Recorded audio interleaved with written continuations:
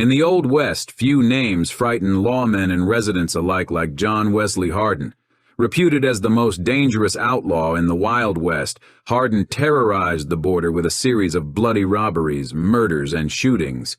But who was this man, and what made him the most notorious outlaw of his time? In this video, we will explore the legendary life of John Wesley Hardin, the outlaw whose name still resonates through the pages of Western literature.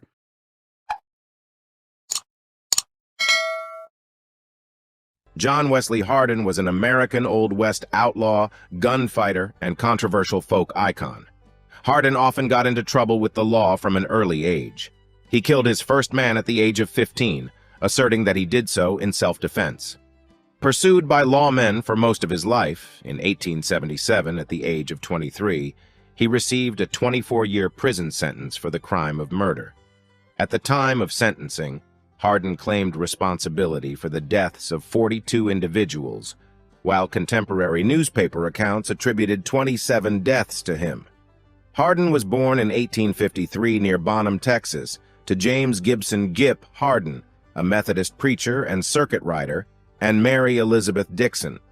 He was named after John Wesley, the founder of the Methodist denomination of the Christian Church. In his autobiography, Hardin described his mother as blonde, highly cultured, while charity predominated in her disposition. Hardin's father traveled over much of central Texas on his preaching circuit until he settled his family in Sumter, Trinity County, Texas, in 1859. There, Hardin's father established and taught at the school that John Hardin and his siblings attended. Hardin was the second surviving son of 10 children. The Hardins were Southerners and politically prominent. His great-grandfather was North Carolina Provincial Congressman Colonel Joseph Hardin, the cousin of Senator Martin D. Hardin of Kentucky and father of Congressman John J. Hardin. Relatives included Congressman Benjamin Hardin, Revolutionary War Colonel John Hardin of Virginia, and opposing Civil War generals Martin Davis Hardin and Benjamin Hardin Helm. When the Civil War erupted, Hardin's father was elected a Confederate captain. At the tender age of 9 in 1862, Hardin made a daring attempt to run away from home with the intention of joining the Confederate Army. In 1867, while attending his father's school, Hardin was taunted by another student, Charles Sloter. Sloter accused Hardin of being the author of graffiti on the schoolhouse wall that insulted a girl in his class. Hardin denied writing the poetry, claiming in turn that Sloter was the author. Sloter charged at Hardin with a knife, but Hardin stabbed him with his own knife, almost killing him. Hardin was nearly expelled over the incident. In November 1868, at the age of 15, Hardin issued a challenge to Major Mage Holzhausen, a former slave of his uncle Holzhausen, to a wrestling match which Hardin won. However, the following day, a troubling incident occurred. According to Hardin, Mage ambushed him as he rode past, shouting at him and waving a stick. Hardin swiftly drew his revolver and shot Mage 5 times. Hardin wrote in his autobiography that he rode to get help for the wounded man, but Mage died 3 days later. Hardin further wrote that his father did not believe he would receive a fair hearing in the Union-occupied state, where more than a third of the state police were former slaves, so he ordered him into hiding. Hardin claimed that weeks later the authorities eventually discovered his location, and 3 Union soldiers were sent to arrest him. Despite a warning from his older brother Joseph, Hardin chose to confront his pursuers. At a creek crossing, Hardin claimed to have killed 2 white men with a shotgun and killed a Negro with a pistol. He justified his actions by stating, "I waylaid them, as I had no mercy on men whom I knew only wanted to get my body to torture and kill.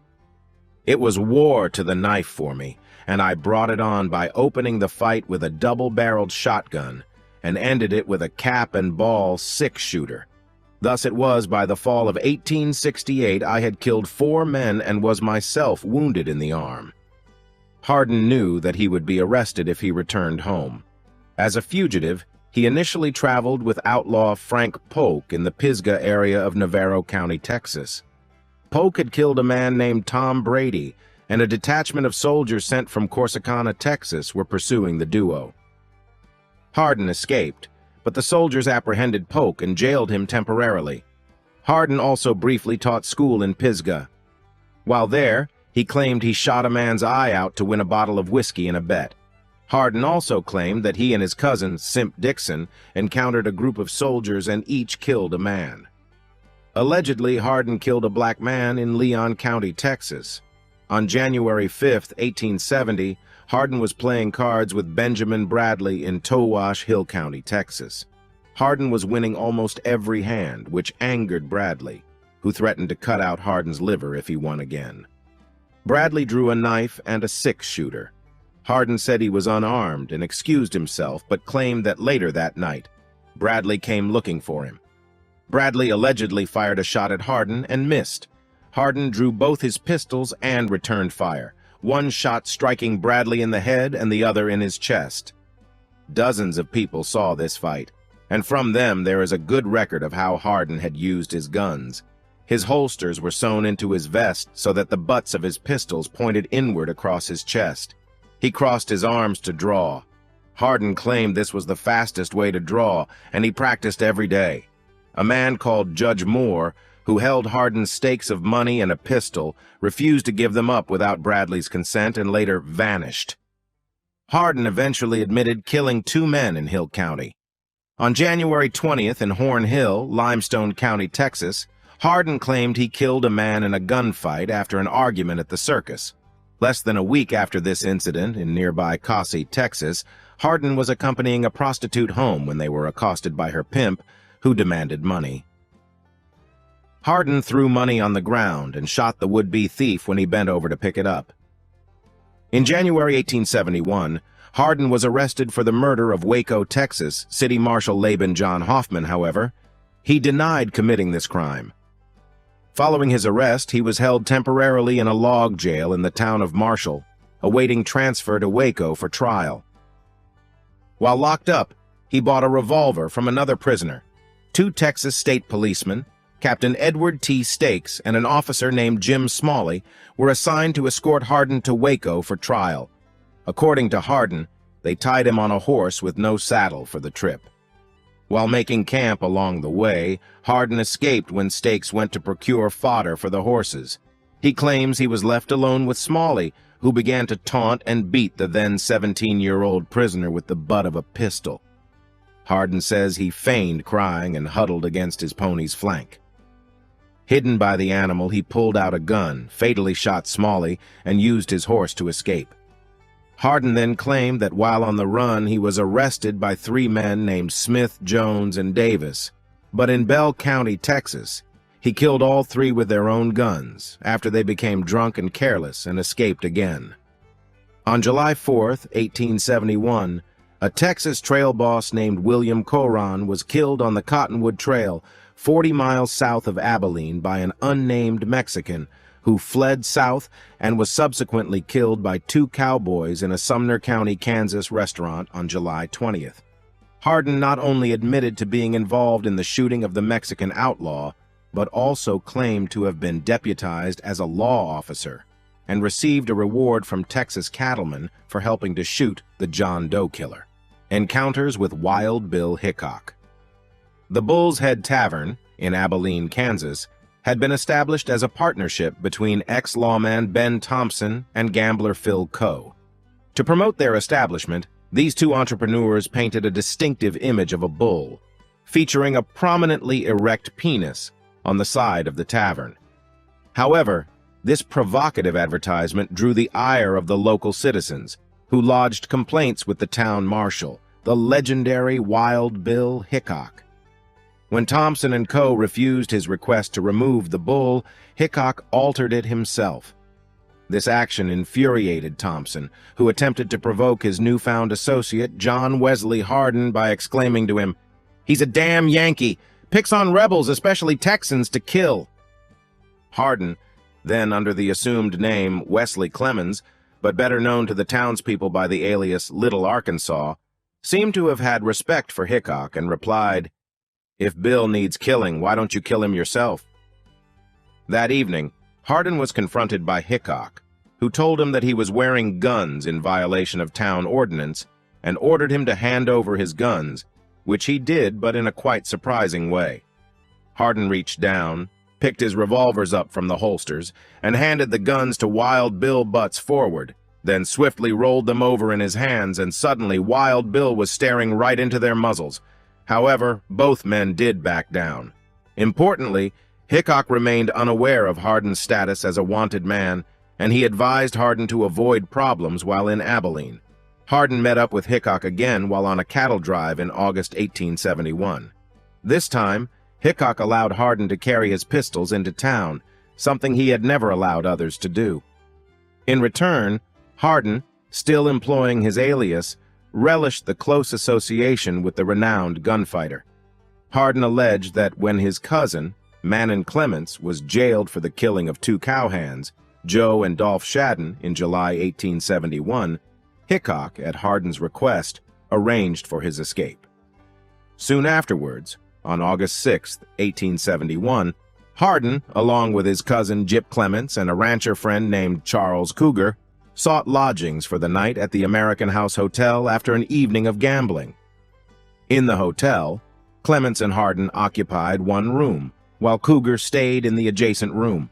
All three had been drinking heavily. Sometime during the evening, Hardin was disturbed by the loud snoring emanating from Cougar's room. He first shouted several times for the man to roll over, and then, irritated by the lack of response, drunkenly fired several bullets through the shared wall in an apparent effort to awaken him. Regrettably, one of the bullets struck Cougar in the heart while he lay in his bed, causing instantaneous death. Although Hardin may not have intended to kill Cougar, he had violated an ordinance prohibiting firing a gun within the city limits. Half-clothed and still inebriated, both Hardin and Clements hastily made their exit through a second-story window onto the hotel roof. He saw Hickok arrive with 4 policemen. "Now, I believed," Hardin wrote, "that if Wild Bill found me in a defenseless condition, he would take no explanation, but would kill me to add to his reputation."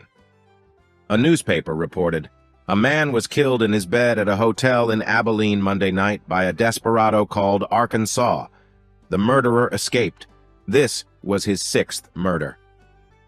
In response to the unfolding situation, Hardin leapt from the roof into the street and hid in a haystack for the rest of the night.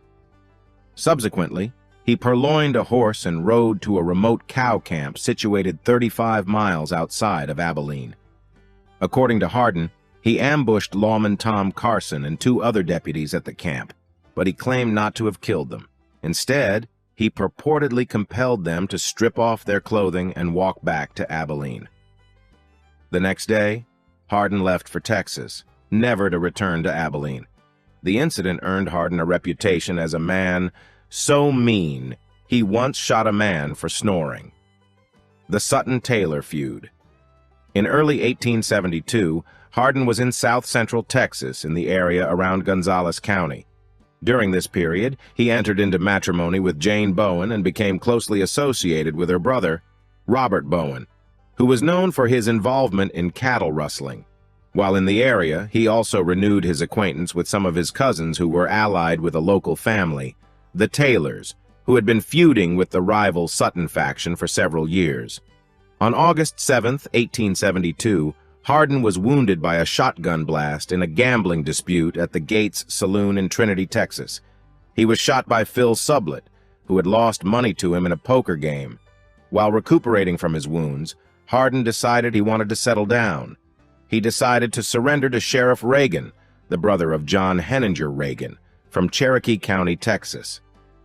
However, during the surrender process, an accident occurred when a nervous deputy inadvertently discharged a firearm, causing a bullet to strike Hardin in the right knee.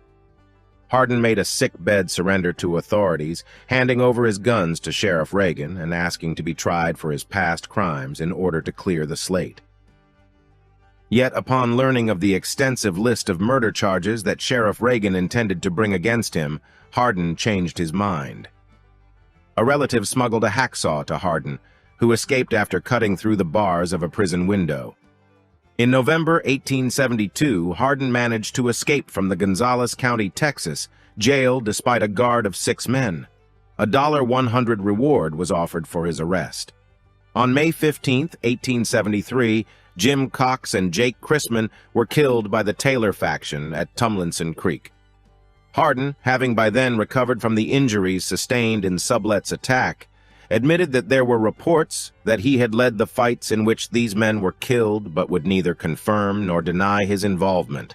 As I have never pleaded to that case, I will at this time have little to say.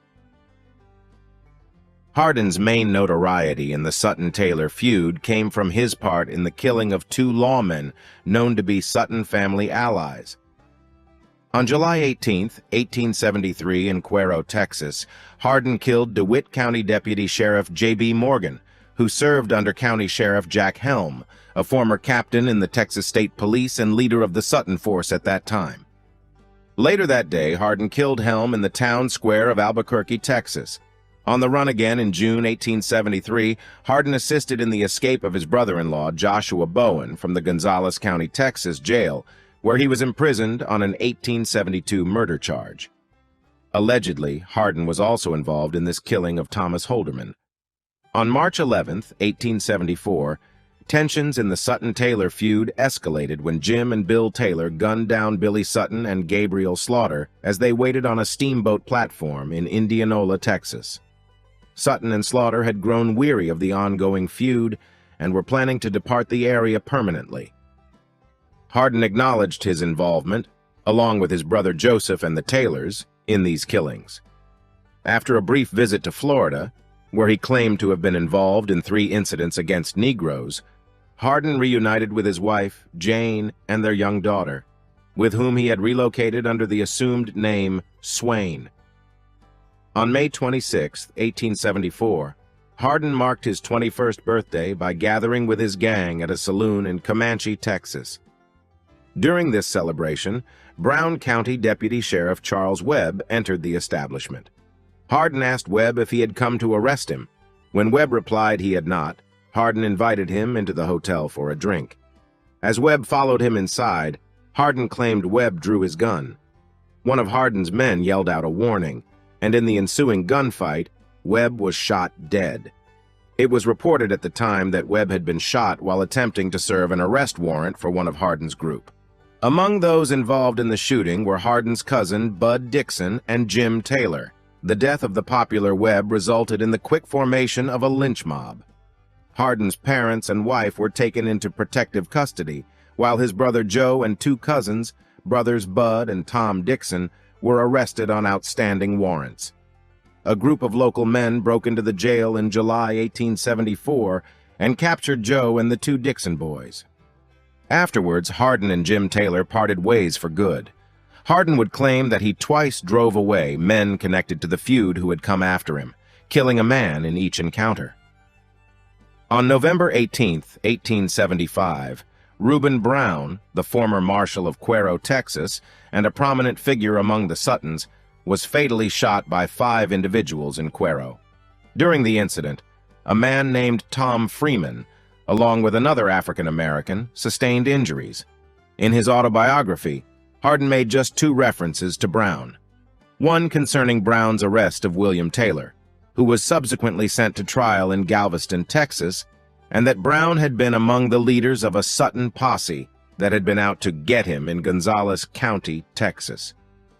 The extent of Hardin's direct or indirect involvement in Reuben Brown's killing remains unclear, as he did not provide further details on the matter in his life story. Arrested and tried. On January 20, 1875, the Texas legislature authorized Governor Richard B. Hubbard to offer a $4,000 reward for Hardin's arrest. An undercover Texas Ranger named Jack Duncan intercepted a letter sent to Hardin's father-in-law by Hardin's brother-in-law, Joshua Robert Brown Bowen. The letter mentioned that Hardin was hiding out at a lumber yard on the Alabama-Florida border using the name John W. Swain. In his autobiography, Hardin admitted that he had adopted this alias from Brenham, Texas, Town Marshal Henry Swain, who had married a cousin of Hardin's named Molly Parks. In March 1876, Hardin wounded a man in Florida who had tried to mediate a quarrel between him and another man. In November 1876, in Mobile, Alabama, Hardin was arrested briefly for having marked cards. In mid-1877, two former slaves of his father's, Jake Menzel and Robert Borup, tried to capture Hardin in Gainesville, Florida. Hardin killed one and blinded the other. On August 24, 1877, rangers and local authorities confronted Hardin on a train in Pensacola, Florida. He attempted to draw a .44 Colt cap-and-ball pistol, but it got caught up in his suspenders. The officers knocked Hardin unconscious. They arrested two of his companions, and Ranger John B. Armstrong killed a third, a man named Mann, who had a pistol in his hand. Hardin claimed that he was captured while smoking his pipe, and that Duncan found Hardin's pistol under his shirt only after his arrest. Hardin faced a trial for the killing of Charles Webb, and on June 5, 1878, received a sentence of 25 years at Huntsville Prison. In 1879, Hardin and 50 other convicts were stopped within hours of successfully tunneling into the prison armory. Hardin made several attempts to escape. During his incarceration, specifically on February 14, 1892, he was convicted of another manslaughter charge related to the earlier shooting of J.B. Morgan. He was handed a 2-year sentence to be served concurrently with his existing 25-year term. Hardin eventually adapted to prison life. While there, he read theological books, eventually becoming the superintendent of the prison Sunday school, and he took up the study of law.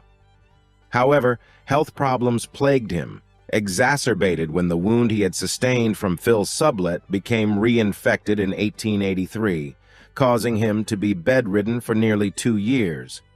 Hardin was described as 5.9 feet tall and 160 pounds, with a fair complexion, hazel eyes, dark hair, and wound scars on his right knee, left thigh, right side, hip, elbow, shoulder, and back.